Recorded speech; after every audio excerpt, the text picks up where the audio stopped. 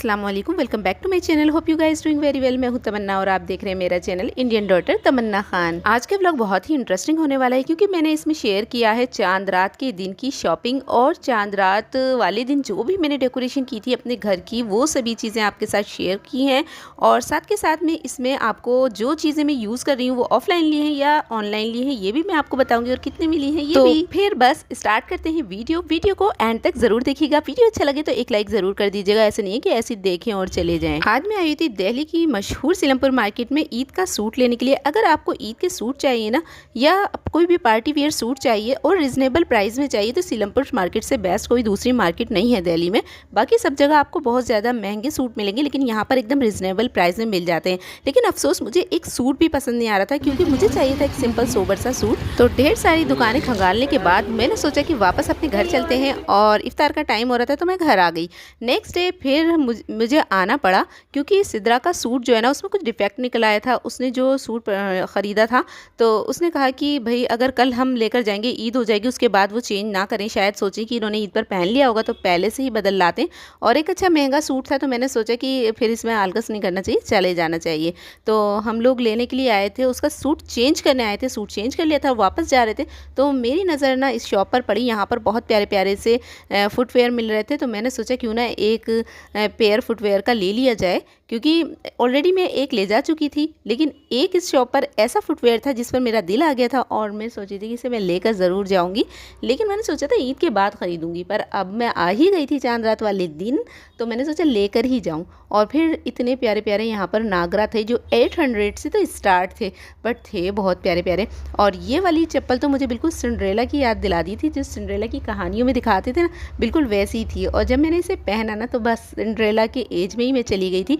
तभी मुझे सिद्रा ने जगाया कि भाई बाजी वापस आओ, हमें घर की सफाई भी करनी है, आज चांद रात है और बहुत सारे काम पड़े हुए हैं अभी। तो फिर हमने ना फटाफट से अपनी पसंद का पेयर पैक कराया और वापस हम अपने घर आ गए थे।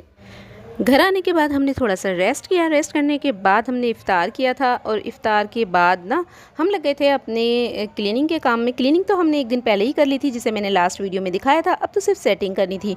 तो हम चाह रहे थे कि हम थोड़ा सा सोफ़े को ना दूसरी तरह से सेट करें ताकि थोड़ी सेटिंग चेंज हो जाए और एक नयापन, एक न्यू लुक मिल जाए घर को।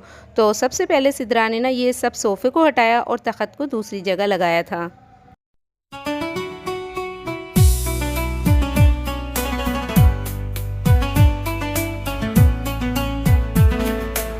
और अम्मी जो प्लांट सिद्रा ने कल वॉश करके रखा था आर्टिफिशियल प्लांट, इसकी लीव्स लगा रही थी। ये अलग बात है कि उनसे लगी नहीं या सही से, और जैसे ही हमने पेड़ को उठाया और सारी लीव्स गिर गई थी और हमने दोबारा से इन्हें सेट किया था। करीब रात के 12:30 बजे जब हम एंट्रेंस टेबल सेट कर रहे थे तब हमें याद आया कि अरे एंट्रेंस टेबल का रनर तो हमने बाय नहीं किया, तो अब क्या करें। तो मैंने सबसे पहले जो है ना ढूंढा कि कोई कपड़ा मिल जाए, तो मुझे ये मिला सिद्रा की शर्ट का फैब्रिक रखा हुआ था एक्स्ट्रा, तो वो ले लिया था। और ये मेरा एक पुराना कॉटन का दुपट्टा था, ये ले लिया था। इसकी मैंने लाइनिंग लगाई, बिल्कुल इसी तरीके से मैंने इसे कट किया जैसे कि रनर का शेप होता है कॉर्नर से, और इसको ना एक दूसरे के ऊपर सेट करके मैंने स्टिच कर दिया था। मैंने एक साइड से थोड़ी सी सिलाई छोड़ दी थी ताकि इसको वापस पलट दिया जाए। पलटने के बाद ये ऐसा दिख रहा था, अच्छी फिनिशिंग आ गई थी। और अच्छी फिनिशिंग देने के लिए मैंने इसको ये वाली लेस लगाई थी इसके ऊपर ताकि जो है ना ये और ज़्यादा खूबसूरत लगे, क्योंकि ये वाली ना मैंने जब लास्ट ईयर पर्दे स्टिच किए थे उसमें से बची हुई लेस थी, तो वो इसके ऊपर लगने के बाद ये बहुत ही प्यारा लग रहा था।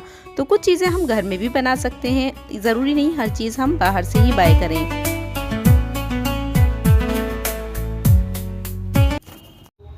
और इस बार मैंने ये कुशन मंगाए हैं क्योंकि पिछले कुशन जो है ना वो उनकी क्वालिटी अच्छी नहीं थी और वो बिल्कुल भी सॉफ्ट नहीं थे।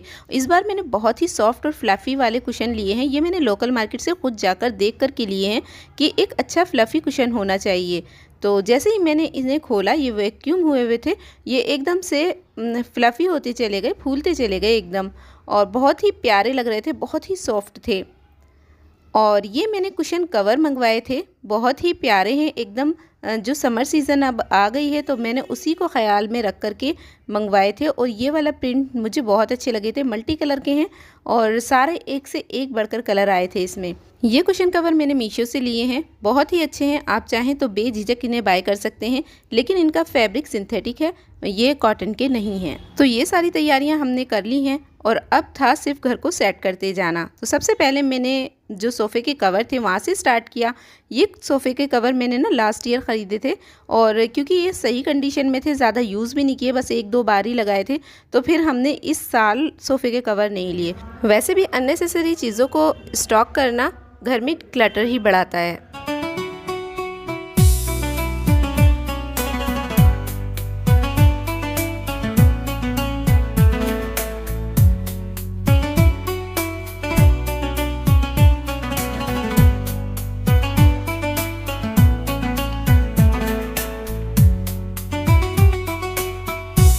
और ये बेडशीट मैंने अपनी लोकल मार्केट से ली थी। वैसे ये मीशो पर भी अवेलेबल है, आप चाहें तो वहाँ से भी परचेज़ कर सकते हैं। और क्योंकि ना इसे ज़्यादा किसी ने देखा नहीं था, मैंने एक आध बार ही बिछाई थी थोड़ी सी देर के लिए, उसके बाद मैंने इसे रख दिया था। तो इस साल मैंने ना सोचा ईद पर इसी को लगाएंगे, क्योंकि हमारी जो रूम की थीम है वो यही कलर की है, मैच करती हुई मिलती जुलती। तो सेम कलर की बेडशीट दोबारा से लेना मुझे अच्छा सही नहीं लगा। मैंने सोचा चलो फिर दोबारा में ना हम कोई और कलर ले लेंगे, और जब अभी ये है तो हम इसी को यूज़ कर लेते हैं। तो ये ना बिछने के बाद इतनी प्यारी लग रही थी, क्योंकि जो हमारा तख़्त था मैंने उसे इस साइड डाला था जहाँ पहले सोफ़ा रखा था, और तख़्त के बैक साइड पे ना हमने इस तरह से सिरहाना बनाया था जो बहुत अच्छा लुक दे रहा था। बिल्कुल देखने में ना ये एक दीवान की तरह लग रहा था, कोई भी नहीं पहचान पा रहा था कि ये वही तख़्त है जिसे हमने इस तरह से सेट किया है। बहुत अच्छा लगा ये ईद वाले दिन भी, जो भी आया ना उसने इसकी तारीफ़ ज़रूर की। टेबल पर मैंने ये प्लेसमेट लगाया था जो कि आपने पहले देखा था, मैंने जब ये बनाया था तब मैंने आप लोगों के साथ शेयर किया था। ये कैंडल स्टैंड भी मैंने बनाए हुए थे घर पर, तभी मैंने इन्हें भी शेयर किया था जब बनाए थे। तो ये लगाए थे, और बीच में ये वाला फ्लावर पॉट जो कि पुराने ही हैं, लेकिन कुछ चीज़ें हमें पुरानी भी यूज़ करनी चाहिए अगर वो ख़राब नहीं हुई तो। ये तो धुलने के बाद फिर से न्यू हो जाता है, तो फिर मैंने इसी को लगा दिया था।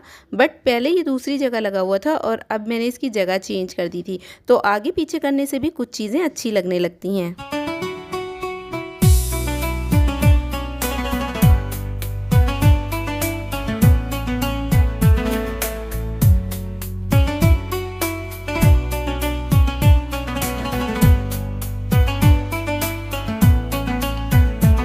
ये एक छोटू सा लैंप मैंने लोकल मार्केट से 50 रुपीज़ का लिया था, और इस रनर टेबल पर रखने के लिए मैंने एक और लैंप लिया था, ये वाला।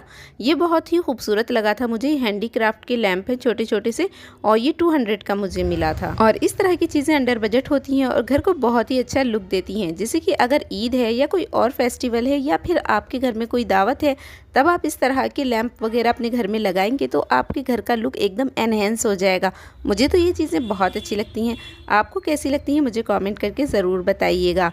और हाँ, चैनल को सब्सक्राइब नहीं किया है तो सब्सक्राइब कर लीजिए। मिलते हैं फिर एक इंटरेस्टिंग से वीडियो के साथ, तब तक के लिए अल्लाह हाफिज़। दुआओं में याद रखिएगा, और हाँ, फाइनल रिज़ल्ट देखे बगैर मत जाइएगा।